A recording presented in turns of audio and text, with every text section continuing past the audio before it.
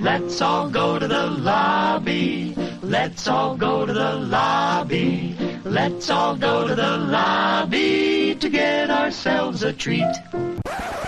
Little Hand says it's time to rock and roll. Bring the noise.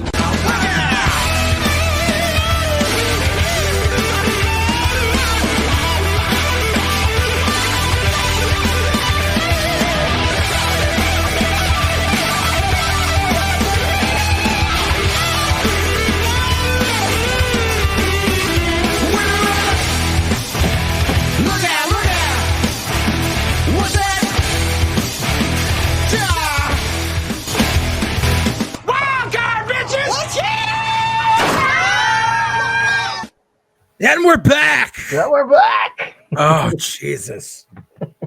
It's been a while. Quite literally, since hiatus, unplanned. Yeah. Sorry about that to everyone.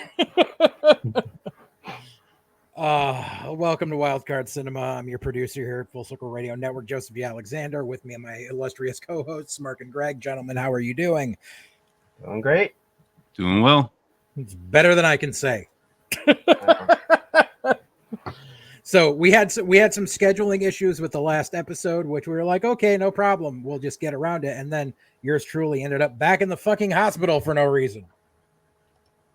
So yeah, hence why there hasn't been an episode for almost a month. It's been that long? Wow. Yeah. Last thing we were talking about was Hooptober, and now it's the day before Halloween. Yep. Yeah, it'd be a month on Saturday, I think. Jeez. My apologies. I did not mean to go septic and end up in the hospital for a week. If it makes you feel any better, I hadn't shaved in a while, and I was looking kind of haggard. So right before this, I shaved my face real quick, and I ended up slicing my lip open. And it just stopped gushing blood. Jeez. So it's basically the same thing, right? Did your new mic come in finally? It did, but I found a glitch already. Oh, and geez. That glitch is after it's been plugged in for a few minutes, it freezes my laptop. Oh my God, dude. So I'm back rocking the earbuds. I have to figure out a time to help you out. Yep. Well, the good news is it's like $100 and something mic, and I got it for $30. So can't complain. Well, actually, I should complain. It should work. Yeah, because it shouldn't freeze your laptop. If it's any consolation, Mark, as a guy who shaves his head, I've sliced my head open a couple times. Not too much, but it's never good. Me, I'm good. You know, just last day of the work month for me, so hectic, but over now. And you mentioned Hooptober. I still have 4 movies to watch, so 2 tonight, 2 tomorrow night. Close it out.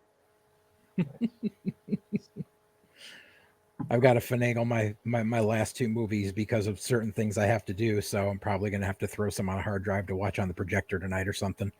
But yeah, it's been an interesting month of Corman movies. I will say I've enjoyed it. I've watched a lot of good stuff and stuff that I've been meaning to see or never heard of and have been, surprisingly, enjoyed. But I got to say, a little horror movied out at this point. So, never bothers me. I don't know why. Just doesn't.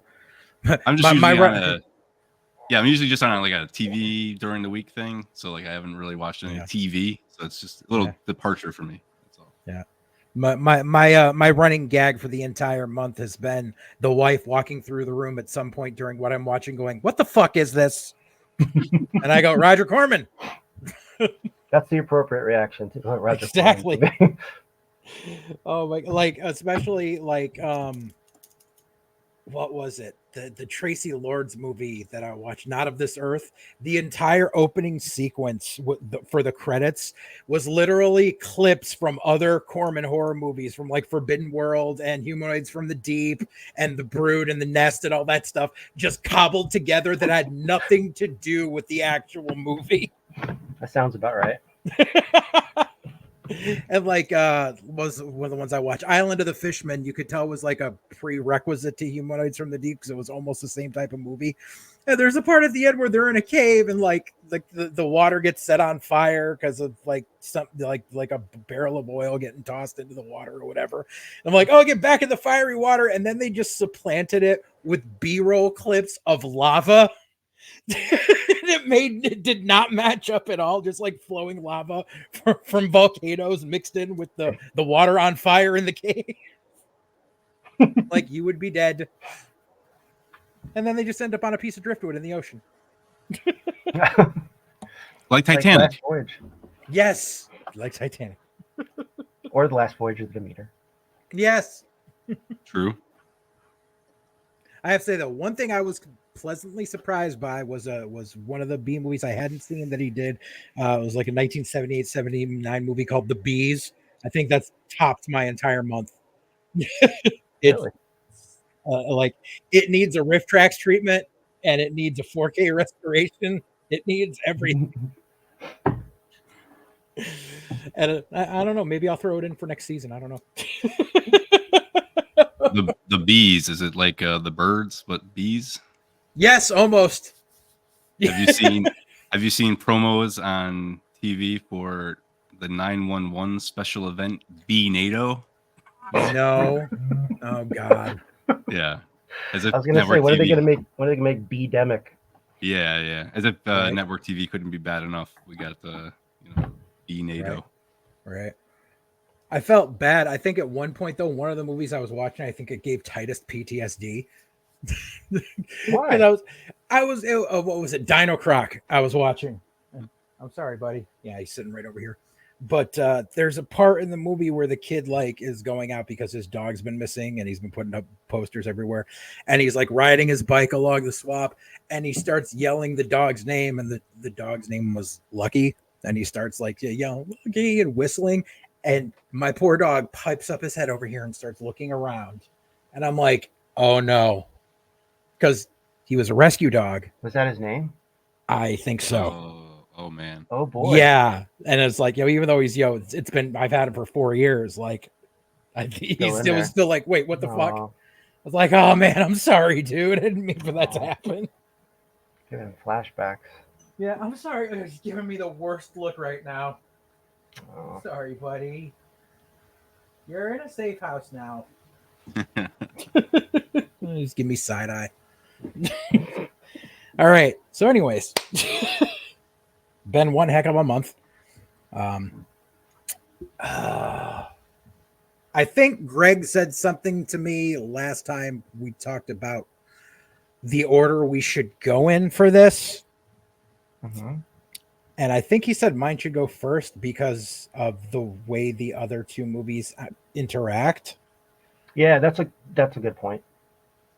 Okay. So I was going to suggest like going at the end, but if you want, I'll go first. Not a problem. For those of you who are unfamiliar with our concept, what we do is we each have a chosen 10 movies that we start at the beginning of the season that we have placed in a respective receptacle. Every 2 weeks, we all draw a movie title at random out of said receptacle. We watch each other's 3 movies. We review them as such you do with a movie review system. And what happens is either before or after the actual review, the person who chose it lets the audience know why they chose the movie, whether it's because they absolutely love the movie, they absolutely hate the movie, it's a movie that didn't get enough attention, it's a movie that got too much attention, anything. And smattering ensues. Last episode, I lost my shit a bit much. Maybe that won't happen this time. I'm not sure. But yeah. So, but should I handle the? Let's get into the first movie. I'll handle sponsorship later on in the broadcast, just because we've already been gabbing a little bit. Okay. So, I will let people know that the movie that I pulled at our last gathering on episode 6 was the movie. Stop! I have to close out this. People are messaging me, and I can't deal with it right now. The movie I pulled was the 2018 movie Sorry to Bother You.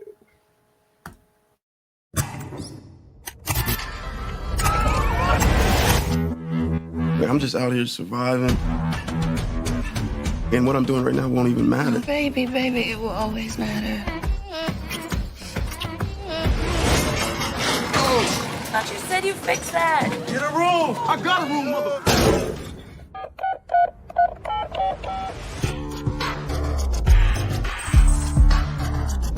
Hey, Cash, how much longer I gotta wait for my money? God made this land for all of us. Greedy people like you want to hog it to yourself and your family. Me and my family?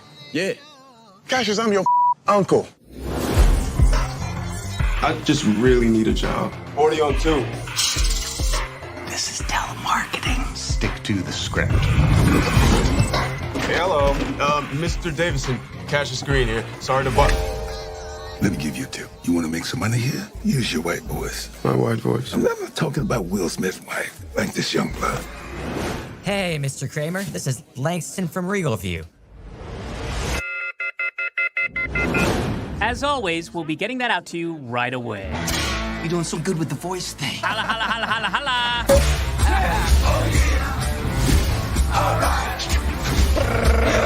You're going upstairs, power caller. They even have their own elevator.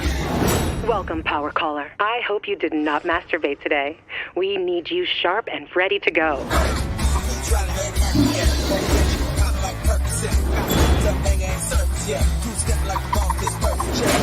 I got promoted. I'm a power caller. What do they sell? They're not selling it, but we selling. No, there's no amount of money that make me do that.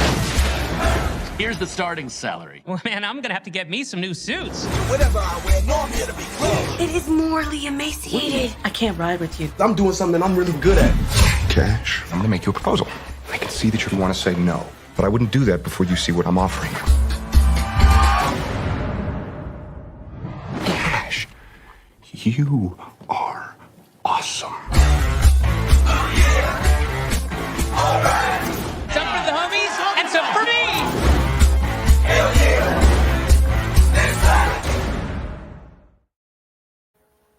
All right. So Sorry to Bother You was released in 2018. It was written and directed by Boots Riley, starring Lakeith Stanfield, Danny Glover, Terry Crews, Stephen Yeun, Tessa Thompson, with voiceover work by Patton Oswalt and David Cross.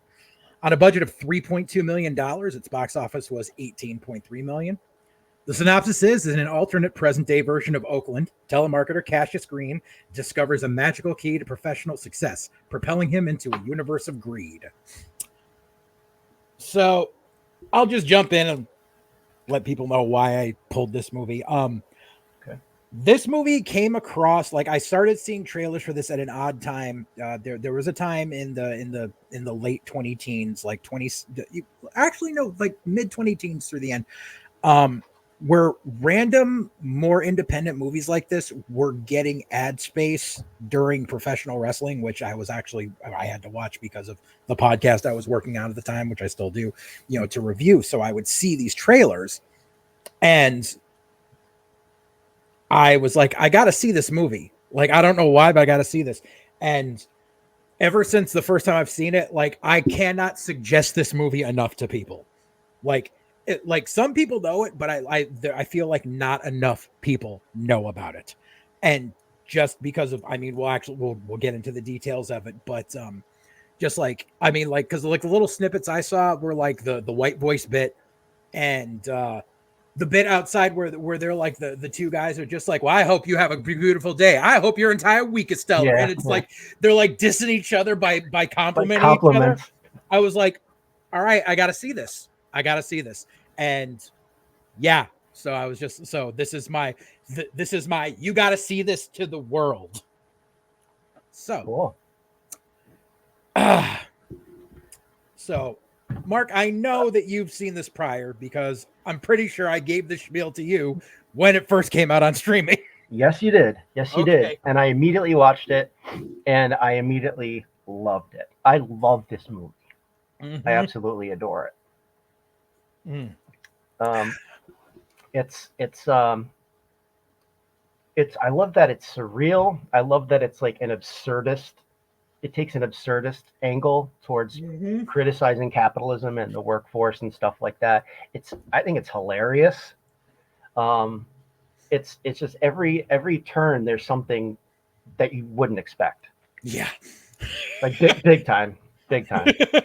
Especially what I think what did I put in my notes here? I put in one specific note.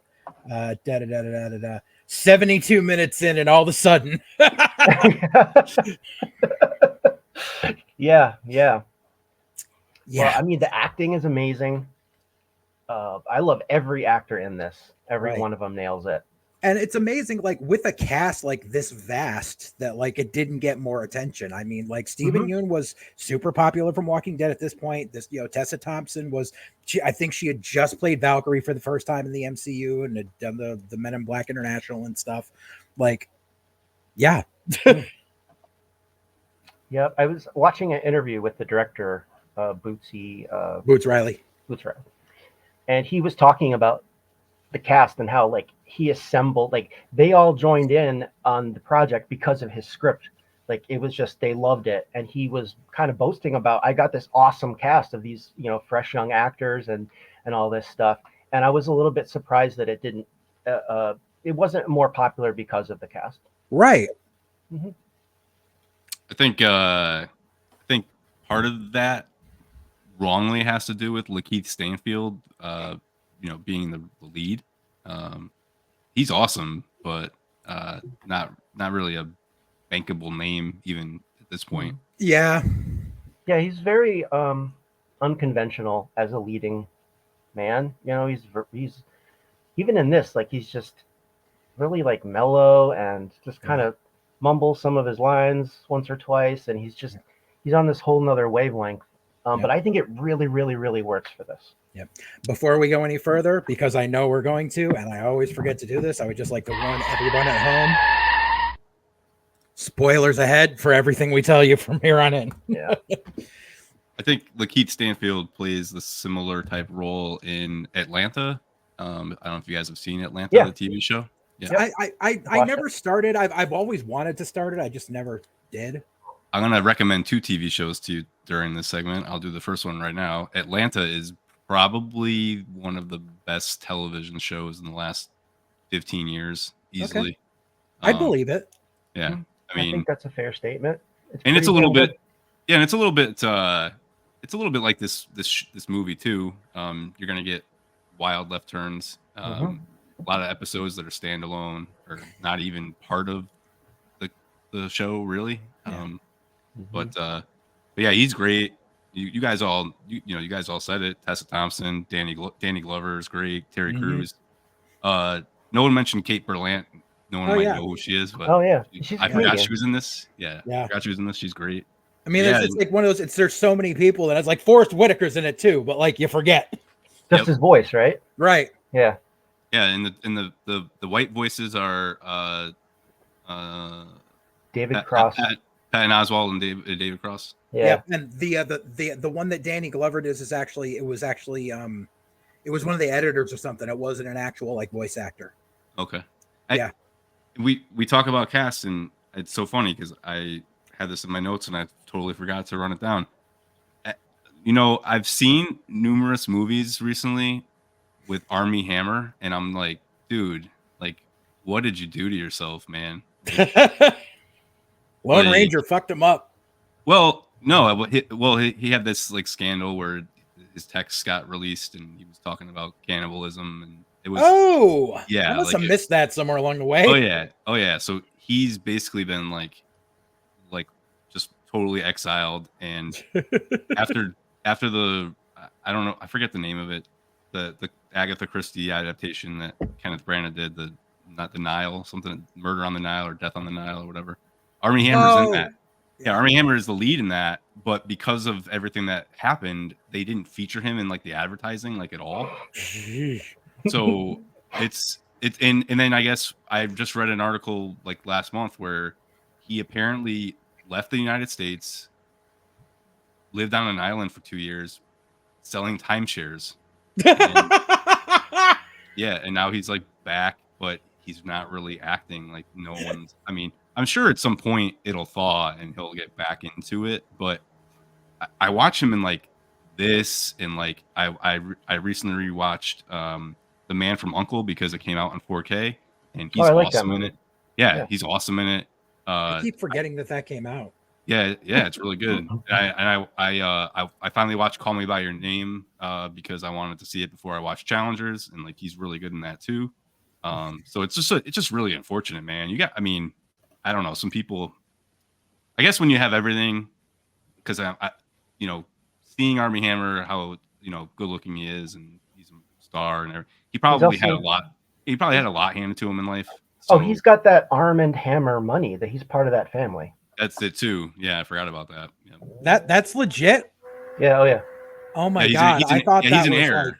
like I thought that was like just like urban legend shit. He's an heir, so But hey, I mean, I can't feel bad for him. He's got he'll be fine either way. But I mean, he's really talented. It really sucks. So I thought he was great in this. Yeah. Like he's the villain, but it's like he doesn't think that he's evil. He even says, I'm not evil. This is just what I'm doing. And it's kind of like it gives you that perspective on movie or villains in general. It's like most of them don't know that they're evil. Yeah, like he's at the level of villain in this of like Elon Musk like about 10 years ago. Where like people know that he's fucking evil, but he hasn't gotten to that diabolical evil yet in the public eye. Yeah, he's at the Elon where he's like smoking pot on a podcast. Right. He thinks he's cool. He thinks he's the coolest. I mean, he's still getting Tesla off the ground and helping out the small business guy. Yeah. Yep. That's weird tangent, but it's like one documentary that I love watching, but it doesn't age well now is Who Killed the Electric Car. Where it talks about the Toyota EV1 and like everything with that, and like how people loved it, but then they gave them away from everyone.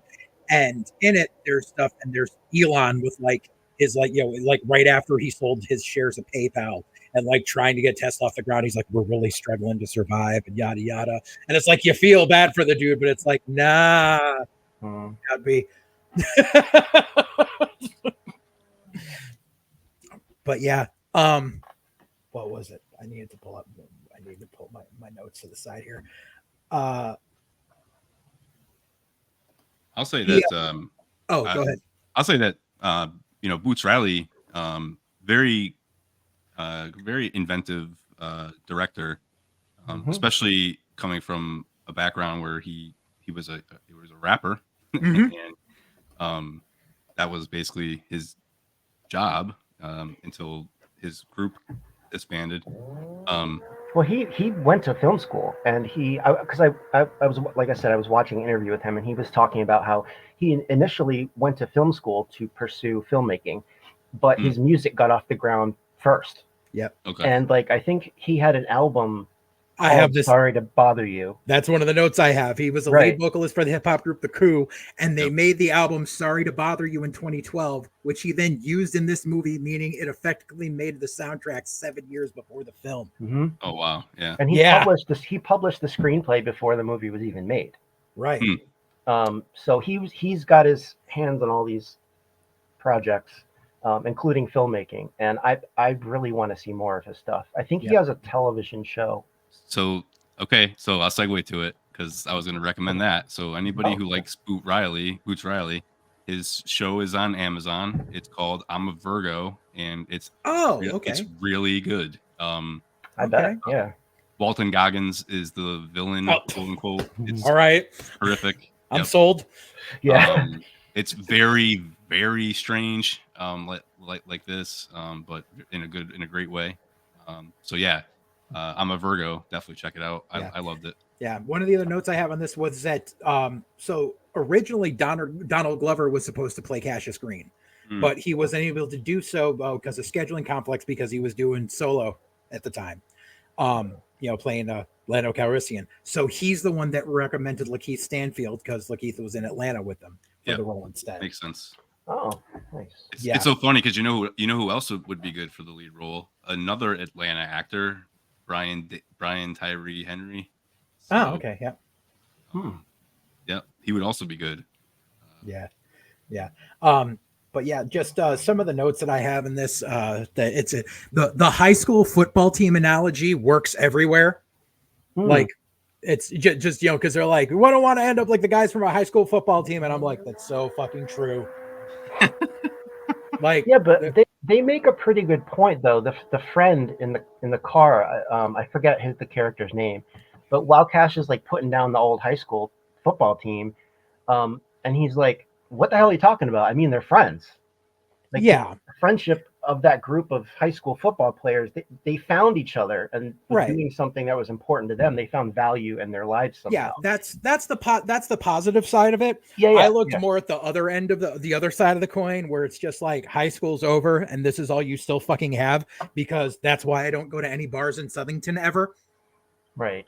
Because we graduated almost 30 fucking years ago and the football players are still acting like they're the football players.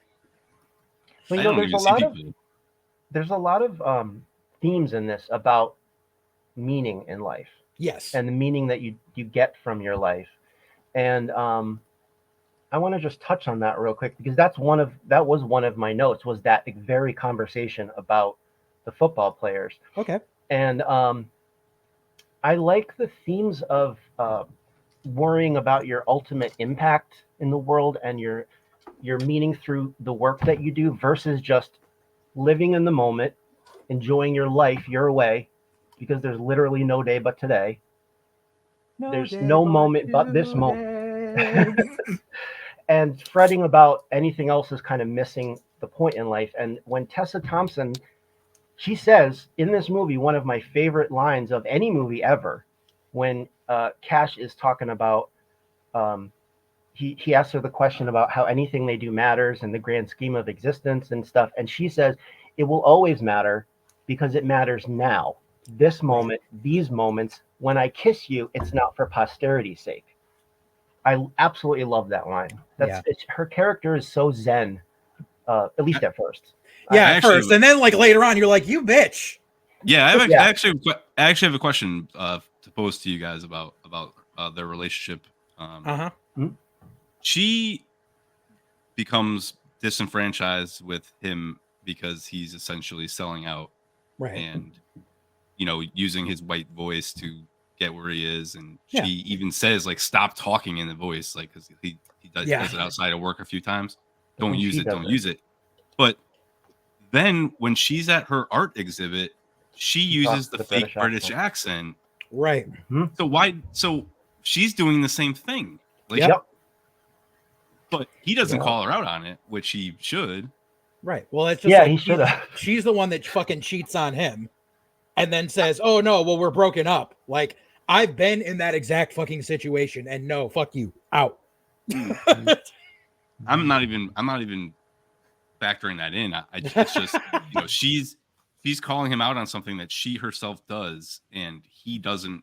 I don't know if he doesn't recognize it or just they don't, but they definitely don't make it apparent to she tries to stay on that high horse, which works to some extent until he kind of realizes, he's like, wait a second. It's when he's coming to the realization about himself, but he's also like at the same time like, hey, wait, no, this is a two-way street. Like, you can't yell at me for the same shit that you're doing.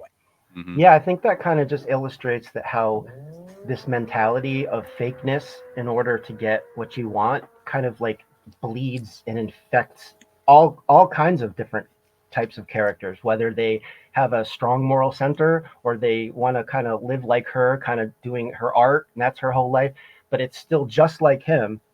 There's that need for more success, and it infects even people like her, who, like at the start of the movie, she is super zen. Yeah. Like, she doesn't even care what kind of job she has. She just wants to go do, get a paycheck and then go do her art. Right. But by the end, it's like, who have you become? Right. And like, it's weird because like I kind of related to both characters in that aspect, just because one of the reasons I originally said I got to see this movie is because I spent quite a few years as a fucking telemarketer. And and in inbound call centers as well. Like, and so like I understand, having the white voice, we call it the customer service voice because obviously I'm white, but yeah, I've got the white voice. I've done it. Like, to the point where like there was one time, legit, I was at my church and the phone rings and it's a freaking telemarketer who's trying to sell like the local newspaper. And I'm like, this is a church. There is no one here during the week. There is no one here to help you. And he's like, and the guy was like, are you a real person? You sound like a machine. I'm like, yeah, because I have a customer service voice too. Go fuck yourself. And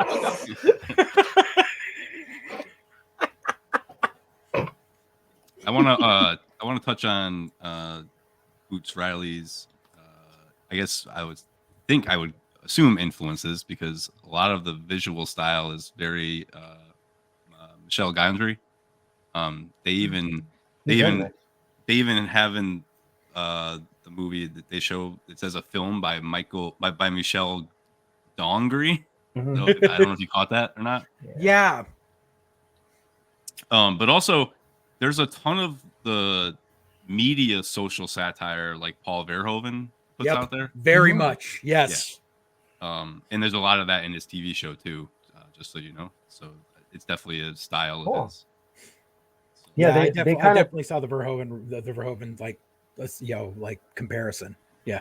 It felt also a little like Idiocracy. Like I got the shit kicked out of me felt like ow my balls. Yes. Oh, yeah. Yep, yes. Definitely. Yeah, and also a little bit of The Running Man. I got from that, ICS Channel 1 stuff.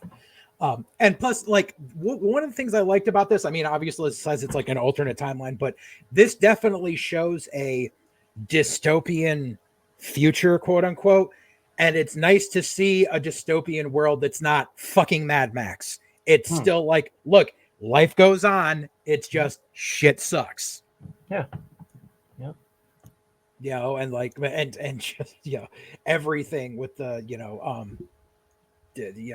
selling people and for into slavery basically. And, like, what was it? What was the note that I had?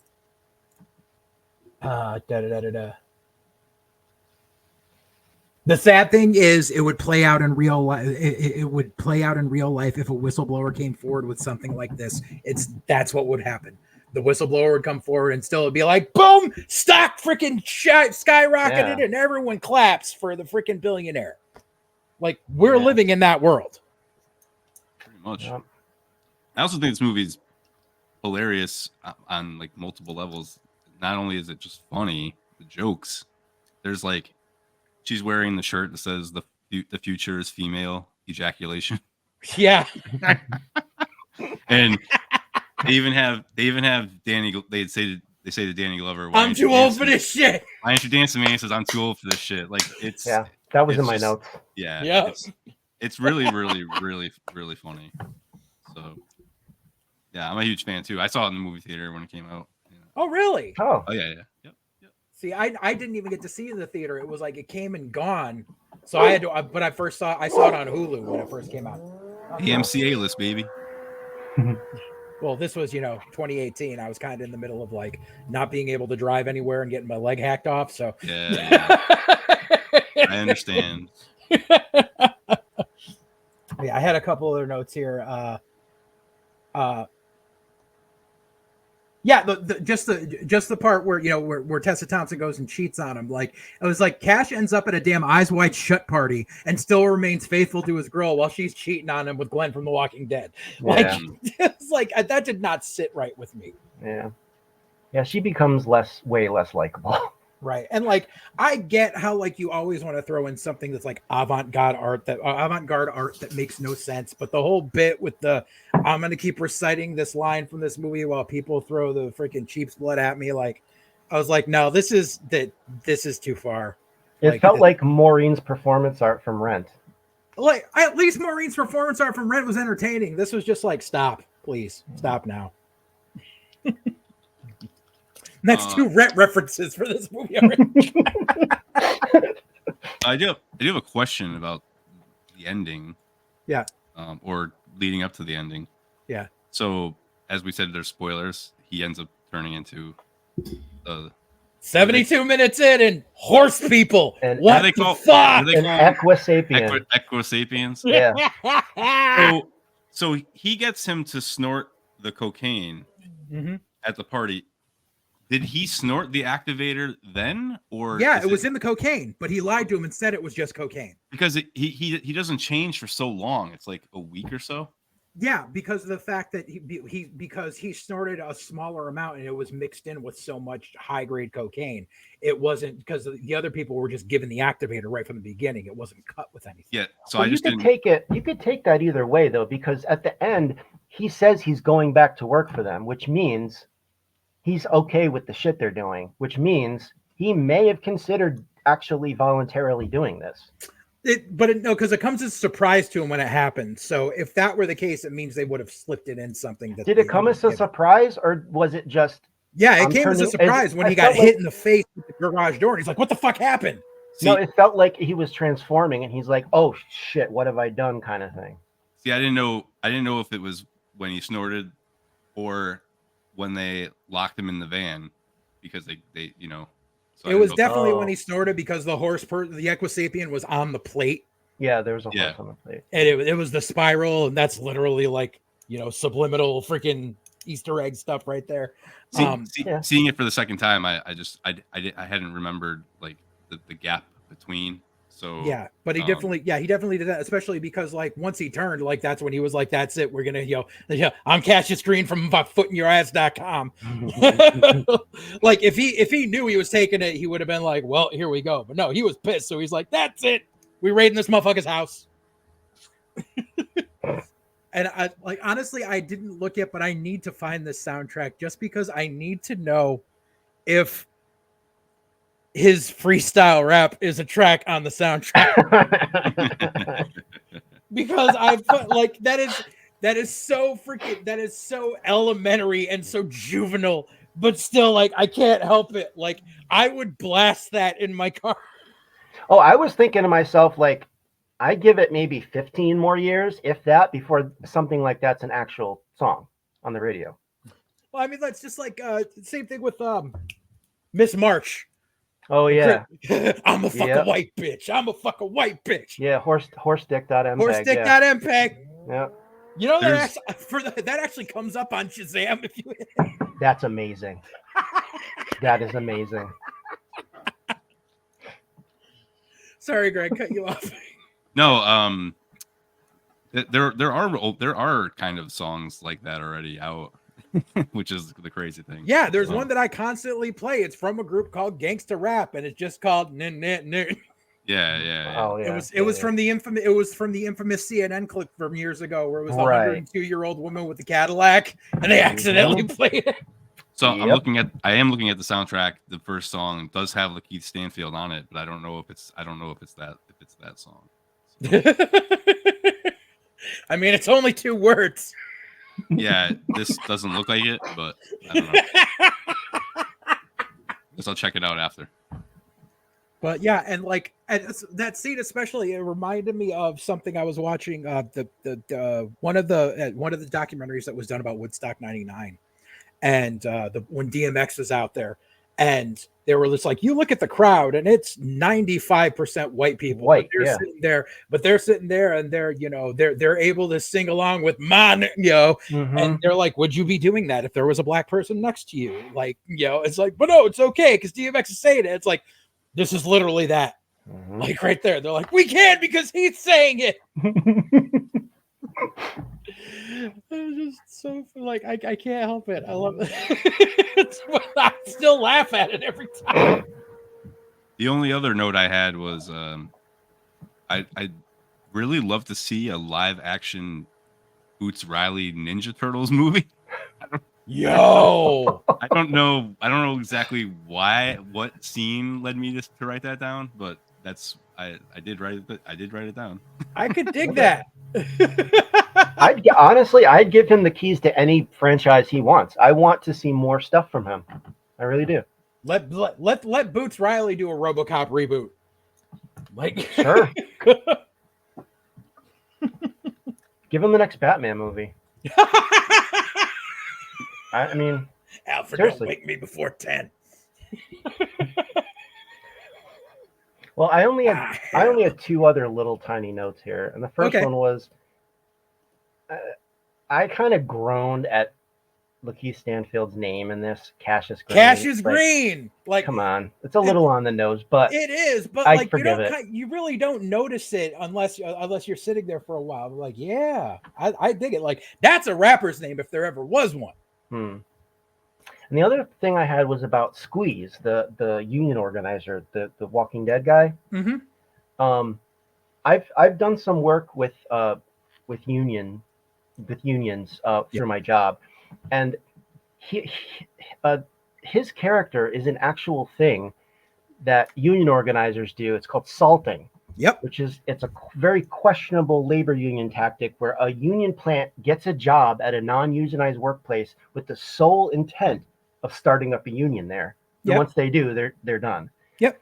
And I've never seen that in a movie before. I thought that was pretty interesting.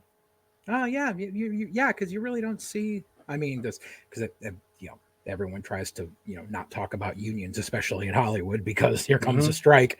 Yep. But not only do they put a spotlight on union activity at work, which is a rare thing to do, but it actually gets into the kind of questionable morals of some of the tactics. I thought that was pretty interesting. Yeah, I mean, I know there's been some questionable tactics, but I'm pro union when it comes down to it. So sometimes there's a 100%. 100%. Yeah. But that's one of those things that always I raise my eyebrow a little bit because I was actually asked to do that. Oh. And I was like, I don't want to be a part of that. So. It's like, I'd like to be part of the end result, but don't make me the catalyst. Yeah. Yeah. I get that. Yeah. Well, just one other thing that it just obviously especially with people who have done call center stuff, the scenes where the desk drops in on the people doing shit and everything. I can tell you 1000% that's how you feel sometimes with some calls that come through. I bet. There were times I remember back in the day where I was like, this dude's taking a shit right now and has me on speakerphone. I could guarantee it 1000%. Yep. So that's when you turn on the magic and crank that bidet for him, if you know what I mean. Yeah, exactly. That was so weird. That was such a weird scene. It was just like to see where he crashes in on the people fucking. I was like, you would not answer your phone. Yeah. But yeah, and just the dinginess of the call center. I'm like, yep, been there, been in some that look exactly like that. And I love the two supervisors too. They're just so creepy and grimy. Yep. It just, like I said, there's not enough good things I can say about this movie. They're just the level of humor works on so many levels for so many different people. There's smart humor in it, but there's juvenile humor as well. There's just so many nuances. There's even with the subplots and everything weaves together. It's a very well told story. For sure. One other thing I had, so the film had its world premiere at the Sundance Film Festival on January 20th, 2018. Shortly after, Annapurna Pictures acquired the distribution rights. It also screened at South by Southwest on March 12th of that year. It was initially scheduled to be released on June 29th, 2018, but was pushed back a week to July 6th, 2018, where it began with a limited release before expanding wider on July 13th. So that might have been why it didn't do so well, because they slapped it right in the middle of summer blockbuster season. Yeah. I was going to say, I was also going to say it probably didn't do well because it was Annapurna. So yeah, this definitely. Oh, they're kind of a mess. So yeah, it definitely probably would have gotten a better reception and everything if it gotten dropped in March or April, probably. And it's a movie that probably should have been handled by A24 or Neon. Oh yes, or Neon. Yeah, exactly. Yeah, if either of them had handled the distribution, this shit would have blown up. Yep. Following the premiere at Sundance, producer Megan Ellison actually gave Boots Riley $200,000 for reshoots and an additional scene. Oh wow. Yeah. So I wonder what those reshoots were. I'm gonna take a wild guess and say it was the end credits scene. I think it was supposed to end with the beginning of the transformation and not the "I'm gonna come fuck you up" scene. Yeah, the continuation of that scene felt a little jarring. Maybe it was an add-on. I can see that. Yeah. yeah, but all around. So I guess we all kind of dug it. So that's a good start to the show. Yeah.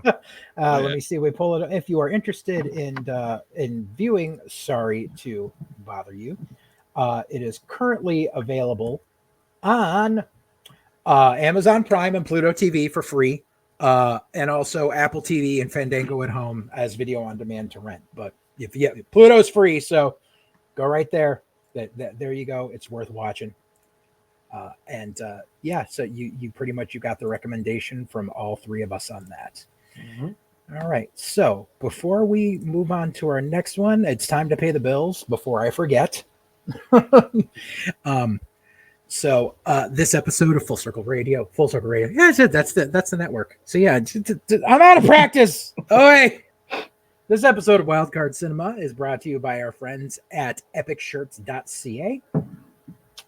As you can see, we're at the end of October, which means there's already Christmas shit out in every store, which means Christmas shopping is going to begin, or Kwanzaa shopping, or Hanukkah shopping, Yule shopping, whichever you want. So now's the time, maybe get ahead of it.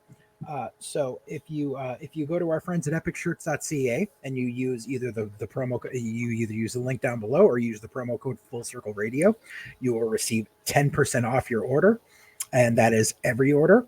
And they've got a little something for everyone. I mean, we're just closing out the horror movie season, but they've got a great array of 3D printed horror shirts.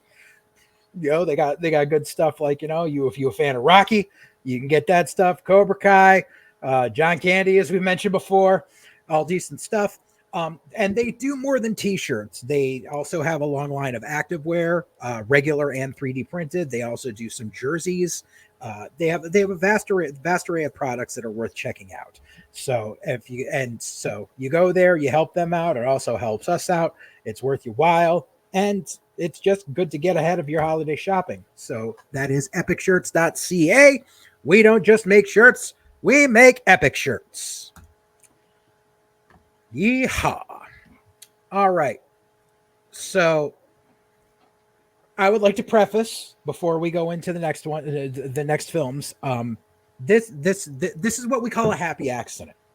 This is why we all draw our movie titles at random.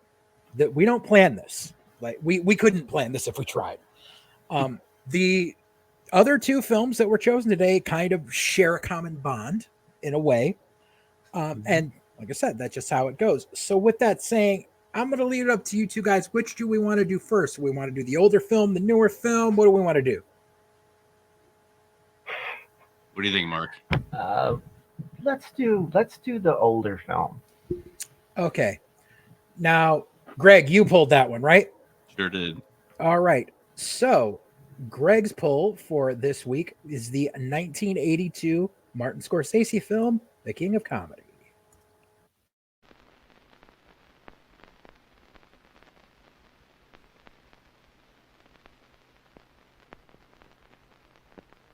And I'm thinking as I'm sitting here now, well, maybe this is my big break. This is my big chance. You know what I mean? You don't just walk on to a network show without experience. Now, I know it's an old hackneyed expression, but it happens to be the truth. You've got to start at the bottom. I know. That's where I am, at the bottom. That's a perfect place to start.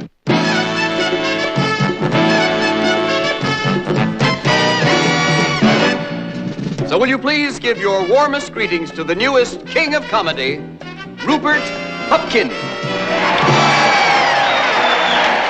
His name is Rupert Pupkin. He lives in a world of make-believe. Oh, Jerry, I love this guy. Always coming up with these great lines. I love him. Nobody can remember his name. Mr. Pipkin. Mr. Pupnik. Mr. Puffer. Rupert. Pupkin, Pupkin. But by 11:30 tonight, the whole world will know that Rupert Pupkin is the new king of comedy.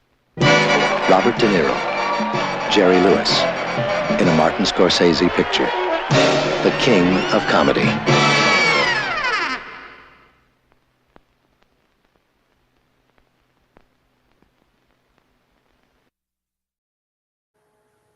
Okay, so The King of Comedy was released in 1982. It was written by Paul D. Zimmerman, directed by Martin Scorsese, starring Robert De Niro, Jerry Lewis, Sandra Bernhard. On a budget of $19 million, it pulled in a box office of $2.5 million. Synopsis is: a passionate yet unsuccessful comedian stalks and kidnaps his idol to take the spotlight for himself. All right, Greg, dealer's choice. You going to let us know at the beginning or after why you chose this movie? I'll just go right. I'll let you know right away. Okay. King of Comedy is a movie I hadn't seen probably until around 2015, 2016, maybe. Okay. I had to buy it on Blu-ray just because it wasn't streaming anywhere. It was always mentioned alongside lesser known but more well-regarded Scorsese movies like After Hours. Mm-hmm. And so I just had to, I really just wanted to see it. And I loved it right away. I think De Niro is amazing in this. Yeah, I mean, smaller scale Scorsese, but really works. Yeah, big fan. Okay, cool. Mark, your thoughts? I thoroughly enjoyed this film. That was wonderful. I'd seen it a long time ago and I remembered the gist of it and I remembered certain scenes and stuff, but rewatching it for this, I loved every minute of it. Although I think, I could be wrong here, but I think this movie stole a lot from that movie Joker. So Mark, let me, that's like the open comparison that everyone has made. Mm-hmm. Well, so it was so perfect that I pulled this movie when I did, not only with your pick, but also because we pulled it, and originally we were going to record on 2 Saturdays ago or 3 Saturdays ago, whatever it was. Yeah. So I actually watched your guys' movies, and then I watched King of Comedy on Wednesday. I rewatched Joker on Thursday. I watched Joker Folie à Deux on Friday. Oh, wow. It was like the perfect synergy because yes, this movie and Taxi Driver basically is what Joker is. Yeah. It's why they had to have Scorsese as a producer because they would have probably gotten sued. And it's also why Robert De Niro plays the talk show host in Joker. Right. I wish he could have just been Rupert Pupkin in the Joker, but then it would be that would have been awesome. That would have been interesting. interesting. It would have been the same universe, which wouldn't really, which I guess could make sense. I mean, whatever. Joker does whatever the fuck it wants to, clearly. Right. Right. I don't know if anybody has seen the new one, but they don't. I plan on, but I haven't yet. Yeah, they'll do whatever they want, so they don't care, which is fine. I mean, that's what the Joker's MO is like. Exactly. So yeah, I mean, obviously huge influence on Joker, without question.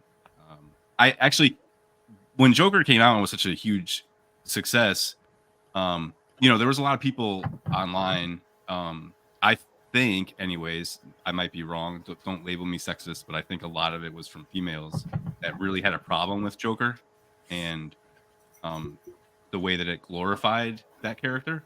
But I don't actually, after rewatching Joker 2 weeks ago, I actually think that's completely misreading it. I think Todd Phillips set out to make something that really examined and really slammed the healthcare system in our country. Oh yes. And that's really what it's about. Like, they're not glorifying the character Joker, Arthur Fleck. They're not glorifying that at all. What they're saying is, like, your system is doing this to people and it's your fault. It's not his fault, or it could be a little bit of his fault, but it's really taking to task the health, mental health care industry. So for that, like, I was actually, I liked Joker, and I think it's a really well made movie, even though it's an amalgamation of other movies. But I was just happy that people got, it made $1 billion, so I was happy that people got to see a version of King of Comedy without knowing it. So maybe if they ever stumbled upon it, they're like, oh, like, I like this, and they would kind of have to like it because it's somewhat the similar, like you said, it's the same vein. But yeah, I mean, I can get deep into things, but I'll let I'll let Joe go and say what his overall thought is. Yeah, so I'd seen this movie prior, like years before. I hadn't really thought about it for years. I mean, I remember, it's one of those DVD covers that you all like, when I worked at Hollywood Video, like you would always, it's ingrained in your mind. I mean, I don't hate the movie. I like the movie. I just don't fawn over the movie. It's just kind of an okay movie for me. Probably just because of more modern movies have taken from it. Obviously, we say, and I think the more modern takes have kind of expressed it a little better, just in my eyes.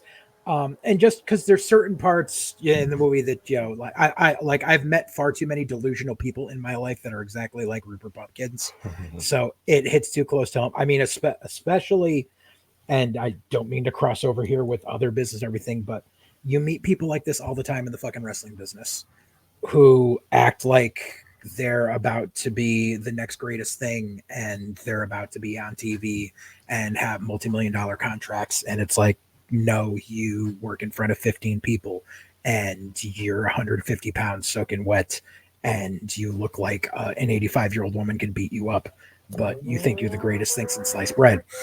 Yeah. So it's so, especially years later watching this, I'm just like, God, it's and also, unfortunately, I've been related to people who have been this delusional.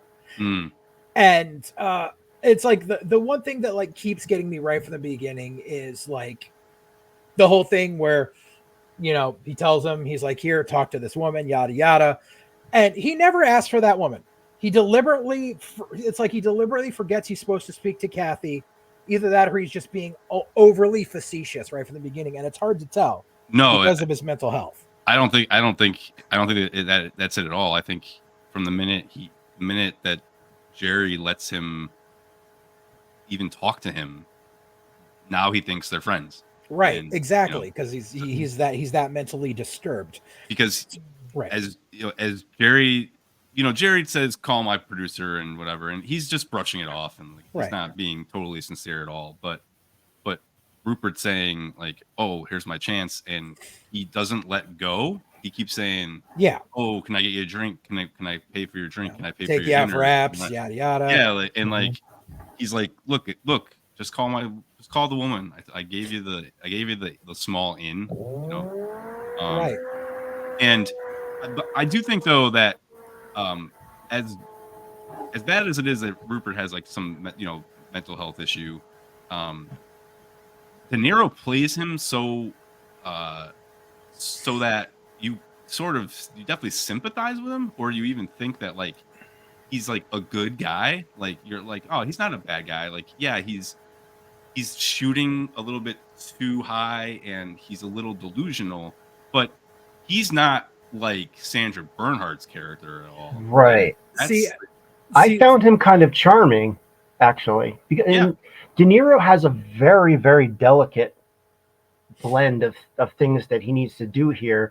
He's a bullshit artist, wheeler dealer. He's obviously mentally unwell, as well as he's a stand-up entertainer type. And that's a real difficult, disparate blend of things. You've got to, and he nails it. I think he nails every one. Yeah, I put one of my notes was Rupert is an absolute psycho, even when delivering compliments. So it's like, and see, for me, it's like with Rupert and with Sandra Bernhardt's character. For me, they're two scoops of the same flavor of ice cream. Like, unfortunately, because I have dealt with people who are so narcissistic and have such mental health issues so much in my life, like I can't just like upon first viewing of this movie, yeah, I kind of like sympathize with Rupert, but like upon every rewatch, I'm like, no, like I don't have that sympathy, and I think that's just because of how like jaded I've become towards the human race. Yeah, I get that. Yeah, and it's funny because it one of the things it reminds me of is one of Patton Oswalt's autobiographies, Silver Screen Fiend, I think, where he talks about his obsession with, old Hollywood, and like when he moved out to LA to be a writer on Mad TV, and he would like go to the Cinerama and all the things with these almanacs and check off like all these classic movies just so he could say he saw them all. It's a really good book. Yes, it is. The whole chapter about his friend from back in the town he grew up in, who was okay at stand up, but then he never saw him, and then like because Patton got like that one bit part on an episode of Seinfeld. And so the dude just like pops up out of nowhere, and he was just like, I want you to take me to this comedy club that you're known at because everyone knows that all I got to do is 5 minutes there and I get a TV show.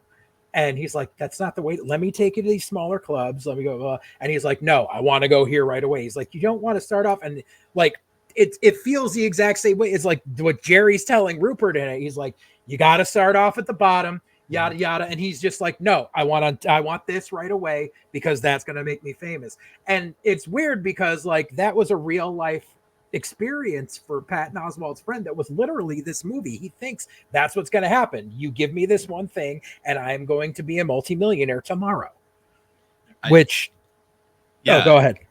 I mean, yeah, normally that doesn't happen, right? But the brilliant part for me in this is that Rupert gets to do it, and he absolutely nails it, which shouldn't happen. I mean, it's kind of a hackneyed monologue, but I mean, it's weird. It's like watching this in the aspect of 1982. The ending seems a little far-fetched. Sadly, nowadays it seems far more realistic, and that's what scares me. Yeah, because he kidnaps Jerry, gets on the show, does the set, goes to jail for 2 years and 9 months, but he's now famous and is basically got everything he's wanted. So, and it's the ending of The Graduate, where you see the dead look in his eyes as the music is playing, where it's like, is this what I really wanted? That's the one thing I do dig. I had a question that I wrote down. I said, for 2 years and 9 months for fame and cash, would you guys do it? Probably not for fame. I do it for cash. Yeah. I mean, it's a great question to pose, because it's, I mean, because let's be honest, they kidnap Jerry. They don't even have weapons. They have fake weapons. Right. She kidnaps him, and she basically wants to have sex with him. Like, it's not like they don't torture him. They don't do, like, it's almost like they're celebrating him as within a crime. Yeah. It's all very crazy. But it works for me. That scene was incredible. Like when Sandra Bernhard is singing to him, singing to Jerry Lewis with these masking tape to the chair, with candles all around him and stuff. Yep. That was really haunting. It's scary. You want to know something about that? Well, in doing the research for this, for the most part, including that scene, almost all of Sandra Bernhard's parts in this movie were totally improv. Yeah, she's incredible. Yes. She's incredible.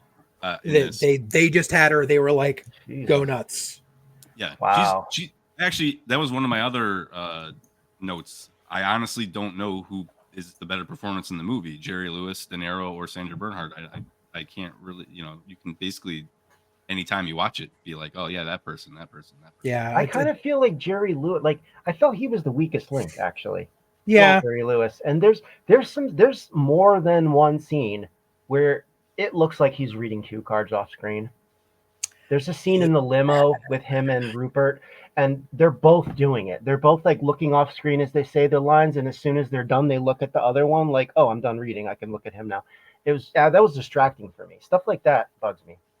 Joe might know better. Had Jerry Lewis done a role like this beforehand? Like, all I know is him from, like, the stretched face, The like Day the Clown Cried. Exactly. That's what I was gonna say. But nobody saw it. One day. It's coming. Yeah. One day. Yeah, I don't know. Is he still alive? No. Then why haven't we got it yet? I think it has to be certain years after he died or something. So. Okay. It's coming though. It really is. It's coming. They approached Johnny Carson to do the movie. Yeah. And he didn't want to do it. And then when they cast Jerry Lewis, they had to change the character's name to Jerry because all the outside shots, he would walk down the street and people would yell his name. So they had to basically change the character's name. Yeah. Because there was no way to film the outside scenes. Like people were just screaming his name. Yeah, that's one of the notes that I have was apparently when they first did the initial casting, De Niro wrote a letter to Scorsese before they started filming, expressing his reluctance to the casting of Jerry Lewis as Jerry Langford, feeling Lewis might be tempted to ham it up and not be able to deliver a believable dramatic performance. Scorsese argued that Lewis's own experience as an old school Borscht Belt Catskills-based comedian and the pathos that lied within his manic film comic persona would help him understand and portray the angst of Jerry Langford. Well, shame on De Niro for second guessing Martin Scorsese. Well, I mean, that's yeah. One other thing I found that was interesting is that they actually had to they did a bit of method acting for one scene, the scene where he shows up at Jerry's country home on Long Island or whatever. That was happening off camera was to get Jerry Lewis like in the zone of where he had to be. De Niro started just hurling anti-Semitic slurs to anger him while they were filming, like in between takes. And Lewis, who had never worked with method actors, was shocked and appalled. But that's why he delivered such a credible performance of anger, was because like literally during the mid takes, like he's just hurling really anti-Semitic shit at him. Wow. Yeah. That's going a little overboard. Yeah. I have another little anecdote about Jerry Lewis. That scene where he's walking down the street and the woman on the phone sees him and says, "Oh, will you sign this?" Yeah. And he signs it for her. And then she goes, "I'm talking to my sister or whatever. Can you say hi to her?" And he's like, "No, I really got to go." And she goes, "You should get cancer. I hope you get cancer." That really happened to Jerry Lewis. He put that scene in the movie. I believe it. And he coached that lady to say the line just like the real lady did, where she's like, "You should only get cancer." It's kind of a weird line, but it's directly from real life. Yeah, I mean that because that's how screwed up it is for some people with being famous. It's they love you, but then it's like if you don't do 1,000 things for them, all of a sudden you're an asshole. Yep, it's the weirdest thing in the world. I'll never understand that. Like I get it if you're at a con and you'd be like, "Can I get a here? I paid you for an autograph. Can I get a photo as well?" No, it's an extra $50, bro. Come on. Like then I'd be a little pissed. I only have one other note. For such a smaller scale Scorsese movie, he still incorporates like amazing shot compositions. There's a scene where Rupert is in between the cutouts of Jerry and Liza Minnelli. Yeah, and the one where he's standing in front of the mural with all the people. Yeah, he's like raising his arms up, and the scene near the end that I absolutely love is when Jerry Lewis is walking. He left Sandra Bernhardt's and he's walking back to, I guess, the network TV. You never figure out like he doesn't get an ending. Like he sees the TV, but then that's it. That's all you see of him after that. That's I love that scene where he's like looking at the TVs of Rupert on TV and he's just like completely pissed off. Yeah. Yeah. So that's all I have to say though. Yeah. And that's one of the things that I will always love. Like I don't know why, but I love anything set in late 70s to early 90s dingy, trashy New York. Because of the character. Yeah. Like I mean, I love NYC. I love going to NYC, but like I liked dangerous NYC. Like I will never forget being 12 fucking years old and going on the music department trip that we would do the fundraiser for to go see friggin' Les Miserables at the Imperial in New York, where we take the bus on and we would have to walk blocks, and like we're 12 years old walking in front of the peep shows on 42nd Street, and I was just like, this is so disgusting and I love it. Hey man, if you listen to a certain number of people right now, New York is just as dangerous. Yeah, sure. Yeah. Yeah, my dad took me to New York City a lot when I was in the 90s. Yeah. And I saw a lot of that stuff too. Yeah. Yeah. I miss it. Yeah. I mean, it's weird. It's like, it's, New York's cleaner and safer and there's a lot of nicer stuff, but it's like, I kind of like that dangerous bit. I don't know why. I just was there Friday night. You can still find pockets that it's not it's not dangerous, but there's still stuff that I would say vintage. You could still find those bars that are like it's funny how people are like still afraid of Harlem, and it's like, dude, Harlem's a walk in the park. Yeah, I wouldn't really know where the bad parts are. Where you don't want to go. Like like back in the day, Harlem was kind of rough. Parts of Brooklyn were rough. Staten Island, but everywhere is kind of cleaned up now. Anytime I've gone to NYC, I'm just like, I'll end up like, sitting on a bench and there's like a park and there's just people watching and playing Frisbee and shit. I'm just like, there's nothing dangerous going on here. As I walked through the streets Friday afternoon, I noticed like just people walking their dogs and in a mother pushing a stroller and I'm like what? I don't understand. Like That's what happens when you make it such an expensive place to live. Yeah. It's obscenely expensive. Yeah. Yep. But especially after COVID. Right. I remember going to visit my friend Blackie back in the early 2000s, and he had he shared an apartment right over. It was West 159th Street. Like, so it was way up on the thing, but we used to go, I used to go visit him and everything. He had a view of the George Washington, and it was, it's supposed to be like a rough area, but we just, walked around to the bodegas and stuff. It was, I always kind of liked it. And and that's one of my things. Like, I'm sick of getting thrown in the damn hospital because I'd like to be able to just go on a freaking walking tour of NYC again. Nope. I want to go on a food walk. Because damn people keep coming out with videos of all this international shit, and I'm like, I need to go. Yeah. Oh my god, I got like Flushing, Queens, like all of the international food trucks that have popped up there, where it's like it's not only like a little Chinatown and like a little halal stuff, but also like Bangladesh and like Uruguay and like all like there's so much culture that I still want to take in. If you ever go there, bring me with you, because I've always wanted to go to Flushing. I wanted to go to the site of the World's Fair. Yeah. It's definitely like because Nikki Morin keeps telling me, she's like, you gotta let me know when you're. I'm like, trust me, when I'm up to being able to walk more than 30 feet, yeah, we're fucking going. Like, I miss this shit. If anything, it's too big. There's too much to see. Right, which is why you gotta like plan like a little trip here and do it. Everyone, because I was Googling places that I see on like TikTok, like, oh, that burger looks good. I want to. Oh, like, fuck TikTok. Next time you go to New York, just I'll send you some links to some shit. No, well, but even besides that, but like I'll be like, all right, I'm gonna be in this area, and I'm like, I'm like look on the map, and I'm like, all right, how far would I have to walk? And I'm like, oh, it's like an hour and 30 minutes of a walk, and it's like that's why you'll learn the subway. No, I know, and I could do it. It's funny. Because like Mark knows, my happy place is this little spot, this little Norwegian bar in Brooklyn called Torst. Nice. That's my happy place, and it has been for years. And I have my own. The Junction, about 10 minutes walk from Grand Central. Yep. Yeah, like Torst is my spot in Brooklyn, or if you're in Greenwich Village, the Blind Tiger on Bleecker Street. Mm-hmm. Fucking amazing. Like those are my two go-to bars. Like when I want to have something like out of this world, those are the two places you go.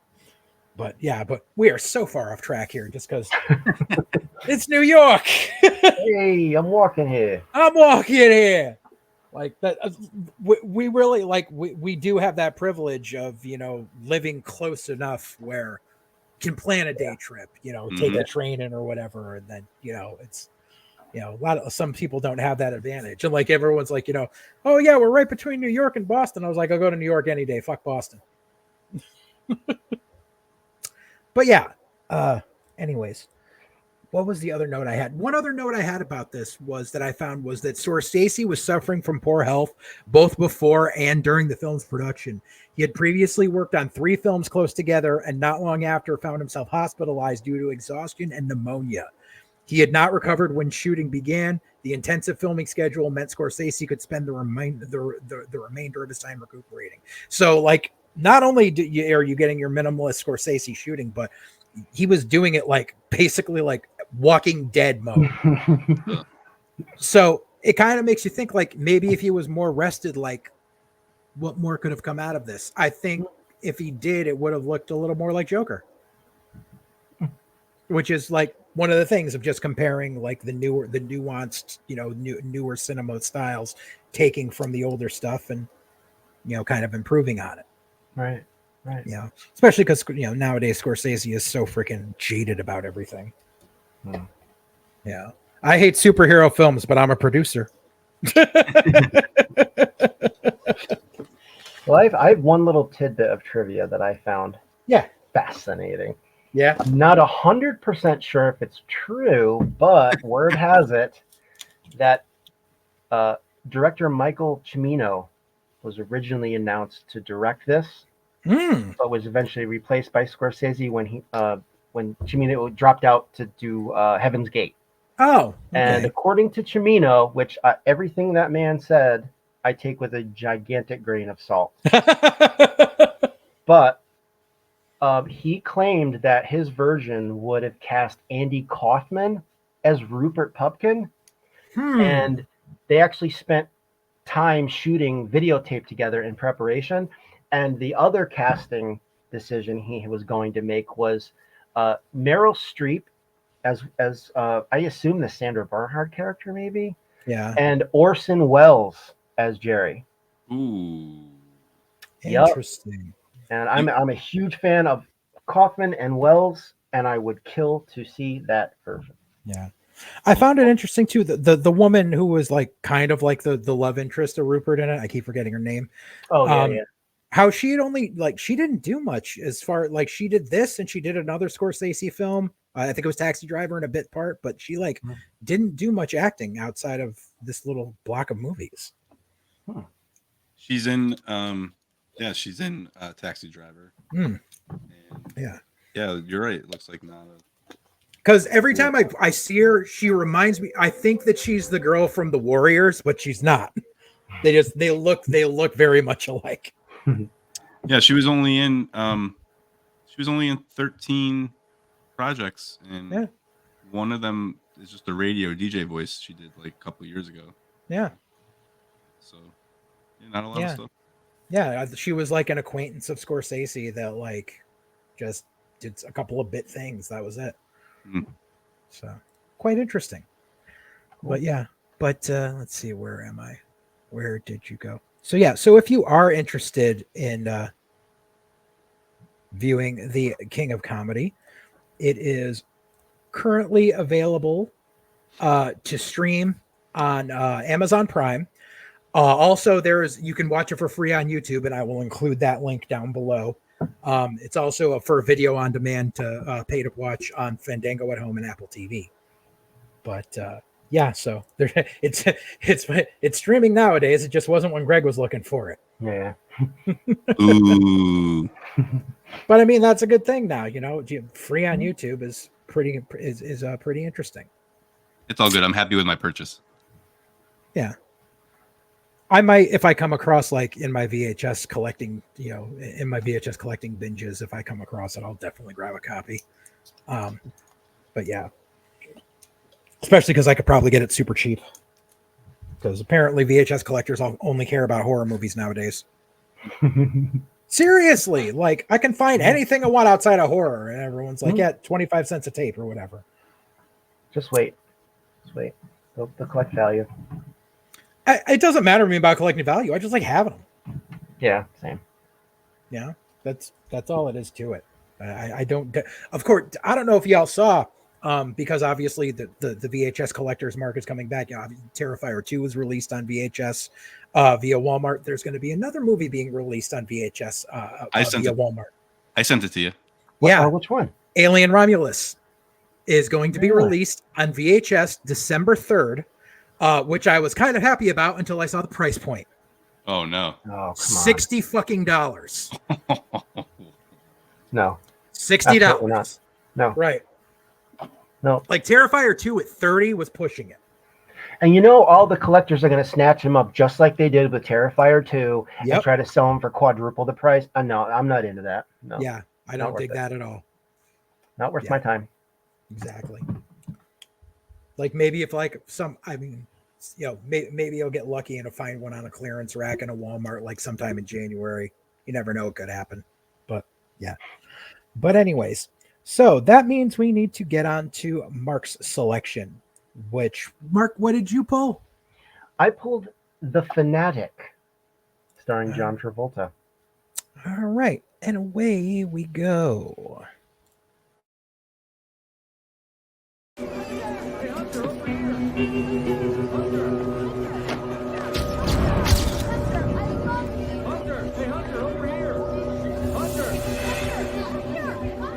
It's a pleasure to meet you, Mr. Dunbar. Is Hunter Dunbar here tonight? That's enough. I need to get an autograph. Don't let him do this to me. I'm a fan. I'm a #1 fan. Is it difficult to find famous people's houses? I use my Star Map app. You have to be careful. I don't want you to be accused of stalking. Hey, you can't just come to my private residence looking for me. Listen, pal, I don't know how you found me, but I don't ever want to see you in this neighborhood again.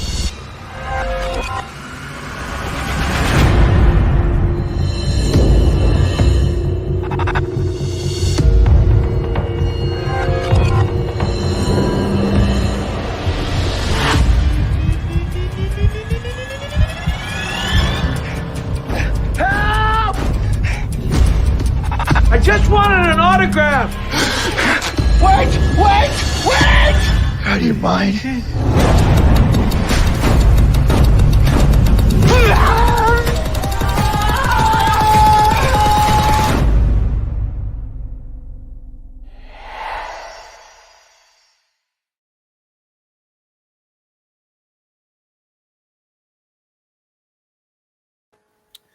Okay, so The Fanatic was released in 2019. It was written by Fred Durst and Dave Beckerman. It was directed by Fred Durst, starring John Travolta, Devon Sawa, and Anna Golia. On a budget of $18 million, the box office pulled in $3,153. The synopsis is: a rabid film fan stalks his favorite action hero and destroys his life. So, bookended, almost the same type of thing as The King of Comedy, and a different spin. Mark, dealer's choice. You want to let us know at the beginning or afterwards why you chose this movie? I'll tell you now. Okay. I picked it because it is one of the most irredeemably bad pieces of motion picture art that I've ever seen.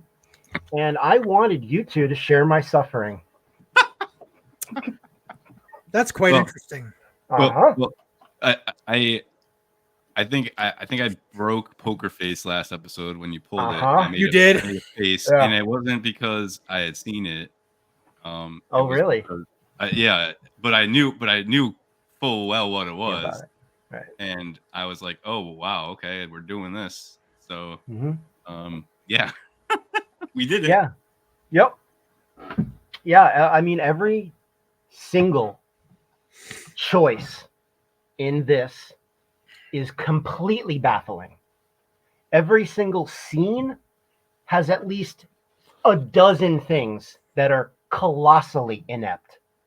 It's the writing is the culprit. I don't even think the acting is all that bad. Some of the acting, like Devon Sawa, I thought he was great. It's the writing and it's the story. This movie is garbage, you guys. I can't say having said that, I do own a copy. I can't say I don't agree with your opinion. I do think though you've already sort of almost touched on it, and you said all the choices are bad. No, they made one brilliant choice. I don't even know who made it. It might have been Fred Durst. Maybe they just had a good casting director. casting Devon Sawa as the Hunter Dunbar. To the Stan is chef's kiss. I actually have that note because I know what you mean. Chef's kiss, perfect. It must be because Fred Durst was huge around the time that Eminem's song and video came out, but perfect casting. Yeah, I wouldn't even have thought of to do it myself. Are you aware of that, Mark? No. So Devon Sawa, if you remember the Eminem and Dido song "Stan" from 2000, I don't listen to Eminem. Yeah, well, you know the Dido song, "Tea's gone cold, I'm wondering why I got out of bed at all." You know that song? No. Okay, so it's a song where it's the reason people use the term "stan" now when they talk about someone who's an obsessed asshole. So a fan writes to Eminem, and he's like the Fanatic in this movie. He keeps writing letters, and he keeps getting more and more pissed that Eminem's not writing back. Yep, and then he ends up killing his girlfriend or something because of it, and so he played the role of the Fanatic, and they cast him as the famous person. Devon Sawa played Stan in the original music video. So it's amazing, like meta. I guess it is meta. I guess maybe sort of. I don't know. But, yeah, I think that definitely had a reason to do it. I mean, Devon Sawa was definitely on a career renaissance when they cast him in this, because this is because he's done the last few seasons of Chucky as like 18,000 different characters in it. They just keep bringing him back. Really? Oh yeah, I don't watch that show. I'm the Chucky series is worth watching. I'm just very mad that they just decided, we're not gonna do any more of the series because it ended on something where it's like you need more continuity. So now, what's his name? The creator who's always done everything. He has to go back to basically farming money to make another Chucky movie to continue on from but the series is wonderful, and it became a running gag because Devon Sawa like played a character in the beginning, and it was like this like the main character of the teenager, like he played his dad, and his dad gets killed by Chucky, but then like he goes to live with his other family, and his uncle is his uncle is also played by Devon Sawa, just done up a little differently because it's his brother, and then he gets killed, and then like another season, like they're in like a private like school, like Catholic school for orphans, and the head priest is Devon Sawa as a completely different. He just keeps coming back as different characters. He had a major career renaissance because of Don Mancini. That's why I couldn't think Don Mancini. Oh wow, that's really cool. I heard the show was pretty good. So yeah, it was very good. But yeah, I actually had that note about Devon Sawa playing Stan. I think I'm gonna make Mark mad now. Don't do it. Don't do this. Don't say it. I actually didn't mind this movie that much. But like I'm not saying it was great, but I think because of just finding some trivia beforehand, just setting up writing the notes for this, I went into it with a little bit of learning behind it. And like number one, like because people give Fred Durst a lot of shit for his movie writing and his movie directing, I kind of actually dig some of the stuff he's done. What else has he done? I'm really not aware. Population 436. It was an independent horror film that I really dig. He did an Ice Cube movie. Yes. So that was one note I had. The only positives I took out of this movie, aside from the Devon Sawa casting, was I dug the opening credits a bit, which I guess Durst did, I'm sure. And then I expected like a train wreck, like directing wise, but Durst is a pretty competent director. Yeah. I immediately figured director Pauly Shore is dead. I'm not positive, but I think I think he might have assistant director on it. I think he's a more than competent director, and I immediately figured that he directed the Limp Bizkit videos, which I was right about. Yeah. And then I saw that he directed a few other movies, all of which have better ratings than this one. So I think Durst is actually somewhat pretty talented. He's actually a pretty decent actor. A movie came out this year called I Saw the TV Glow, and I haven't watched it yet, but he plays the character's stepfather and or his mother's boyfriend. I keep kind of forgetting, but he's actually really good in that too. So I mean, the Durst of it all in here is pretty good, aside from the fact that he wrote the script, because like Mark said, it's dog shit. The dialogue is horrible. We'll get into that. So here's, before I get into like my actual thoughts on certain things, it's just, here's some of the things that I came across when getting ready to, watch this movie. The movie is actually loosely based on a real event in Fred Durst's life, in which a fan of the band Limp Bizkit stalked him. The way Moose dresses with the Hawaiian shirt, the shorts, and the kind of bad sneakers was literally based on the clothes that Durst's stalker always wore. I didn't have a problem with that costume, so I guess that's a plus. And also had a problem with the haircut. Yeah, well, and so here's the thing that's really weird for me. So John Travolta, two things about Travolta in this character. Number one, Travolta has gone on record saying this is his favorite character he's ever played. Apparently, he based this character on his son who passed, who was I was going to bring that up. Severely autistic. So it's weird how, like, some people will say, oh, you don't know how you're playing a person who's mentally deficient in any certain way. But at the same time, he based it on his child. And we don't really know if that's the way his child acted or not. So it's this weird gray area where it's like, was he method acting and just how he saw someone in his personal life who was absolutely like this, or did he go overboard and we'll just never know if this is how the person in his life actually was? See, that's the thing though. I liked him in this. I thought under a better script and with maybe a more sophisticated director, this dude was going for broke, and I really I like big swings. Yeah. And he was really going for it. I liked him a lot. I actually felt bad for him by the end, especially when Devon Sawa is like shooting a shotgun, shoots his hand off, and then shoots his right next to both of his ears and makes him deaf. Like, I was like, oh no, it's the script, man. It's the script. Yeah. I feel a little bit differently about it. My note was no amount of stellar acting could save the script, but Travolta should have it. But Travolta should have his Oscar nominations rescinded. He does go big swing, but it's so big swing, and I think it only boils down to like Fred Durst is Fred Durst. Like, he's not Martin Scorsese, obviously, clearly. He's not even, he's not Quentin Tarantino. He's not anybody that can step up to Travolta and say, hey, maybe it's a little bit too big, or maybe like that's not going to happen. So like Travolta's going to do exactly whatever he wants, and because he's John Travolta. I mean, you're not going to tell him like, hey man, so I just, again, yes, the script terrible, but like a little bit of like a little toning down, because I didn't even understand like his friendship with the girl. Like, why is she even hanging around with him? Makes like, no sense. It makes no sense.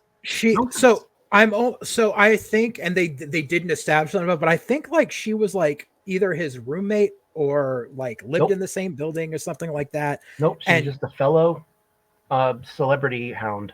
Okay, well, so then she's just one of those people that it's like we all know people who have the kind of like that of mice and men relationship with someone who's of a diminished capacity, who's like always there for them. That's how I saw it. I mean, she clearly like at some point is like, all right, I've kind of had enough of this, and even then she doesn't completely detach herself, because she is the one that basically like is there when he shows back up and he's got whatever.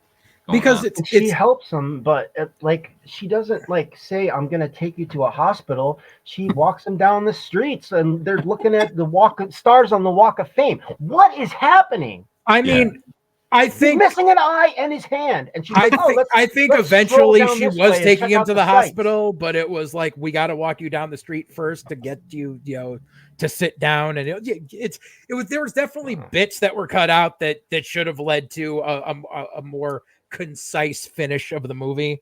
Like, definitely. I don't watch the bits that are cut out. I watch the movie.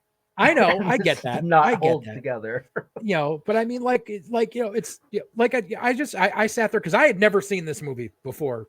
You pulled it. I actually never even heard of it. So okay, yeah, perfect. That's good. Yeah, but I mean, so I went in it with a fresh set of eyes. Like, I didn't, I thought the opening intro with the narration was decent. It was a nice setup. It had like a little bit of a film noir feel to it. I thought that some of the swings they took, like having him riding around on a 50cc moped, making him look like that stupid, was a bit much. I didn't dig that. I thought the movie was definitely going the super predictable route a few minutes in. I said the only glaring issue is a truly autistic person would not persist after being threatened twice by such an awful person. Yeah, there's some inconsistencies with his disability that I'm not going to get into them, but at times I was like, wow, this is like that.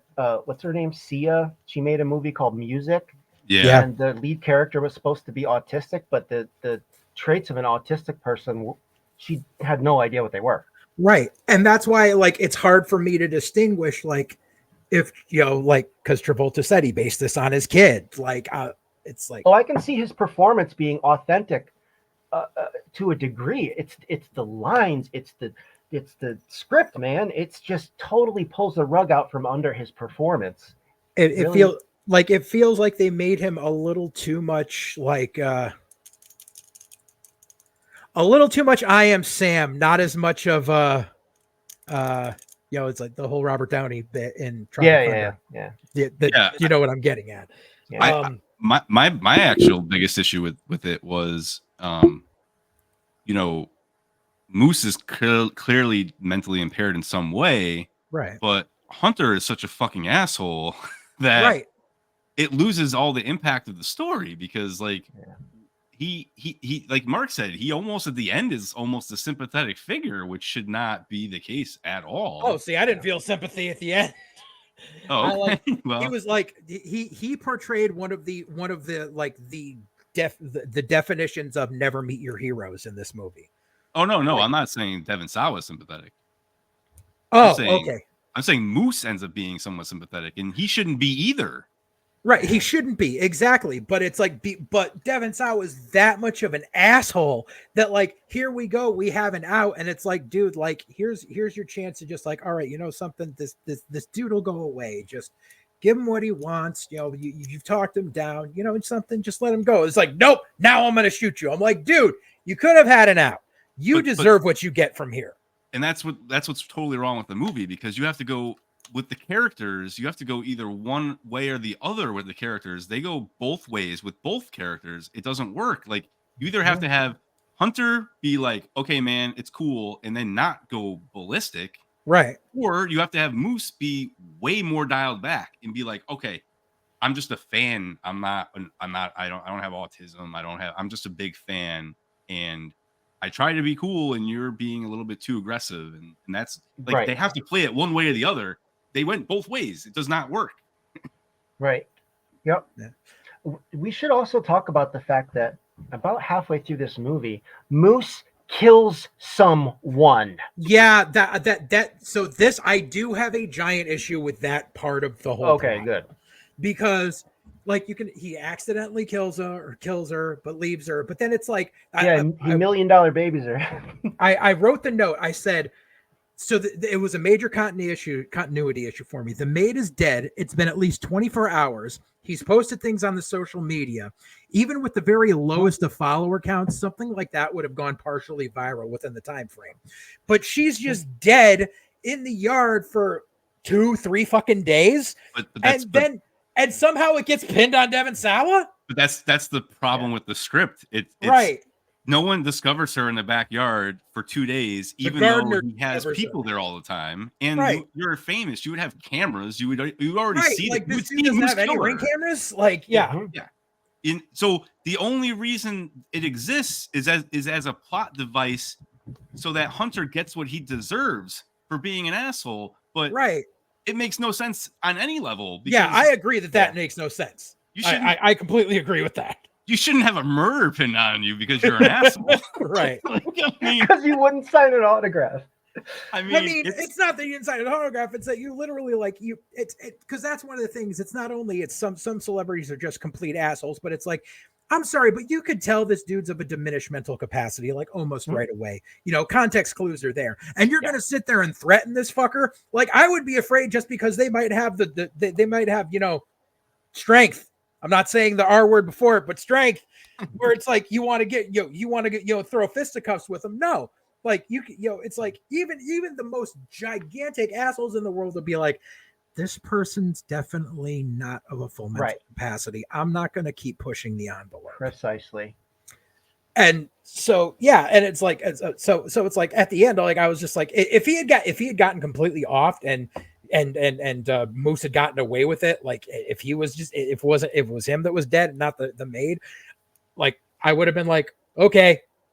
But yeah, just the maid dying and him getting blamed. I'm like, this doesn't fit. I don't dig it.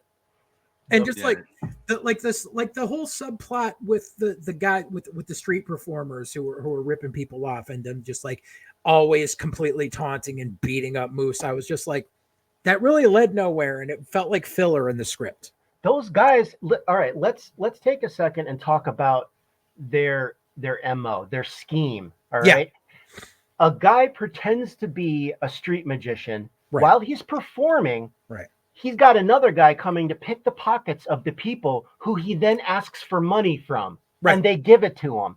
At that point, they would say, "Oh, where's my wallet? Gone. Right. This is a scam. Right. They're not going to pull money out of another pocket and throw it at you. Yeah. Like, and then just the fact that you keep trying to pull in the guy who's of a diminished mental capacity to be a pickpocket, like, no, the guy he fires the pickpocket guy and says, "Hey, Moose, come work for me." The next scene, the original pickpocket is back. Right. Yeah, there was there were definite problems with that too. Unacceptable. You guys have any favorite lines from this movie? I do. I wrote down a couple. I'll tell you, my favorite line of the whole thing is, "Welcome to Hollywood, where dreams are made of." That's my favorite line. Oh, I forgot he does like the English. He does the Bobby, yeah. And when he's in the bathroom and he's just staring at himself in the mirror and he just goes, "Poppycock." I lost it when they said at the bar, "Do you want something to drink?" And he says, "Strawberry milkshake. Strawberry milkshake with real ice cream and milk." Yeah. How about I can't stay, I've got to poo. First scene. Yep. I did the one joke line I did find funny was Devin Sawa puts on the CD player and he's like, "You like a little Limp Bizkit?" Mm-hmm. Yeah. Mm-hmm. Yeah. I actually thought that was funny. That was a fun moment. No, that was just like the other Easter egg moment. I don't know if y'all caught it. What's that? The on the Celebrity Finder app. When he's Jack Torrance. Jack Torrance, and another one is Tyler Durden. Oh, okay. Yeah, I can forgive stuff like that because it's quick and it's kind of like whatever. I can't like viciously say that I have like an immense amount of vitriol for this movie, because like if Riff Tracks were to take this movie and do something with it, I'd be there in a heartbeat. Yeah. It just goes to show the how amateurish the storytelling is. It just goes to show that like you can have all the ingredients for a good movie. You can have a competent director, a pretty good cinematographer. You know, the music wasn't bad. I like the animated bits in between, even though they really didn't add anything. Yeah. And the act, but you got a bad script, it's gonna tank your whole project. I thought it was funny too, because going through it, one critic described this movie as Forrest Gump meets Taxi Driver. Okay. And here's the funny. So the film was nominated in 3 categories at the 40th Golden Raspberry Awards: Worst Picture, Worst Director, and Worst Actor, which Travolta won. Oh well, I say good. Well deserved, in my opinion. The only other things I wrote down here were things that just don't make sense, like visually. Like, so he walks in to see Hunter at the shop, or I forget if it's a comic store or whatever it is. Yeah. And his friend is like, "Okay, come on, man. Like you're kind of late." And like he brings him to the middle of the line. Like, you let him cut half the line. So either bring him up to the front or not. I was like, that doesn't make sense. And then I was positive when Moose was touching Hunter when he was like passed out. Yeah. And he was taking the selfies. Yeah. And then he sat down next to him. Yeah. I fully expected him to start beating off. I think that would have been too much. I mean, I don't know because I it was already too much. I Yeah. thought it was going there. Mhm. I totally 100% expected it, and no, but yeah, it could have, might as well. I mean, they already swung it big enough as it was. Yeah.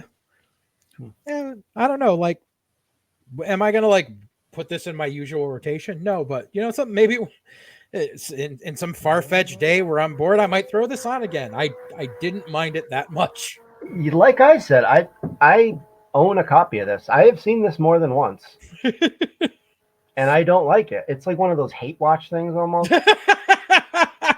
But See, what? I have some movies that I like that I fully realize that they're bad, but but I like them. You seem to hate watch it. It's just so baffling. It's so baffling to me. Yeah. Choices. I don't know if I could do a hate watch more than one time. But Yes, hate watching ain't really my thing. Like, I mean, I've obviously had to hate watch for stuff on here, but that was by design. But like, yeah, I just hate watching ain't my thing.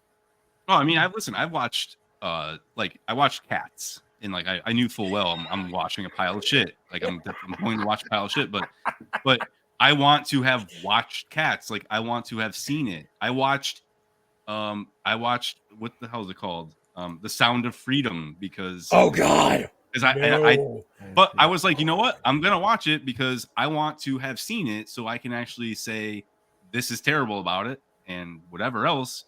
So I'll sit through things. I know I'm in for, I know I'm in for a bad time, but yeah, those are one and dones for me though. See, I hate watch Cats at least once a year. I have the Blu-ray. Jesus. Oh my god. There's something about a train wreck. I love it. It is a train wreck. I got nothing. I mean, I'll watch like exceptionally bad films, but it's because I enjoy them. I don't hate watch. Maybe hate watch is the wrong word. I enjoy what I'm watching, but I'm sitting there scratching my head the whole time, wondering what series of bad choices had to happen for this product to exist. Oh, well, that's the thing. I mean, you're getting me seriously worried for a couple of the selections that I have left in my jar. Oh dear. So I was gonna say I would like to mention a few movies that I know that are bad that I really like or love, but I don't want to do that because there might be more spoiled. Exactly. That's the beauty of this is the randomness. Anything. Yep. So I might even you never know what the dealer is gonna dole out. Facts. Well then, let me for any of you who have the morbid curiosity of wanting to view this movie, do it. Watch it. It is currently available. It is currently available on Tubi, Prime, Fandango at Home, the Roku channel, and YouTube for free, which I will include the link to that down below as well. So, or I'll lend you my DVD.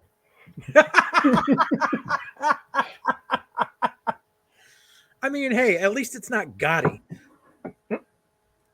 I didn't even see that one, but I haven't seen Gotti either. No. Yeah, as far as John Travolta and bad movies, like, yeah. Was it really that bad? Yeah, I've been told it's pretty horrible. Yeah. Yeah. Oh, I'm putting that on my watch list right now. I smell a double feature. Oh god. Fanatic. Gotti. Oh man. Okay, so that takes us to what we need to do for next time, gentlemen. So it looks like it's time for selections. So, time to pop out the skull, and let's see, we've only got a few episodes left for the first season before we replenish. Yeah. So we're down to the nitty gritty here. I was actually gonna say that when I mentioned other movies, I was hoping for another season. Didn't know. Oh yeah, of course. You know, it was all about assumed, but yeah. All right, Greg, what did you pull? I have 2018's Summer of '84. Okay. Mark, your selection? I have 2013's Tim's Vermeer. Okay. And my selection is 2016's A Cure for Wellness. So let me just take a look at the calendar here. With everything going, we should be able to record this sometime the second week of November. Or no, yeah, the second full week of November. So we will figure that out, and this will be uploaded sometime then. But in the meantime, thank you for joining us on this edition, our late October, just before Halloween edition of Wildcard Cinema. I'm just this stupid thing is not agreeing with me right now. There we go. We almost made it to the 2-hour mark, you guys. Yeah, we are. Yeah, for those of you viewing on YouTube, thanks for joining us. For those of you on Spotify, thank you. As always, please like and subscribe to help with the algorithm, and please share this around if you got friends that are movie buffs. Let them know about us. Word of mouth is one of the best things in the world. You can click the bell for notifications if you want. I don't really need to push that. Liking and subscribing is more important to me. So, anything else you gentlemen have to say before we're out of here? Have a happy Halloween. Yeah. Now I get to go play guard duty and not have a fire while I do it because of the freaking drought.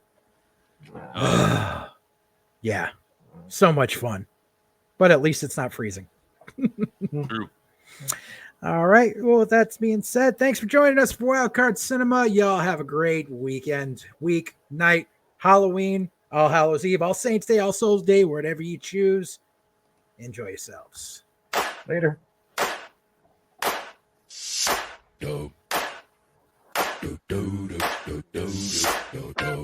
Ah, and here comes dinner. Well, I ain't evil, I'm just good looking. Start a little fire, and baby, start cooking. I'm a hungry man, but I don't want pizza.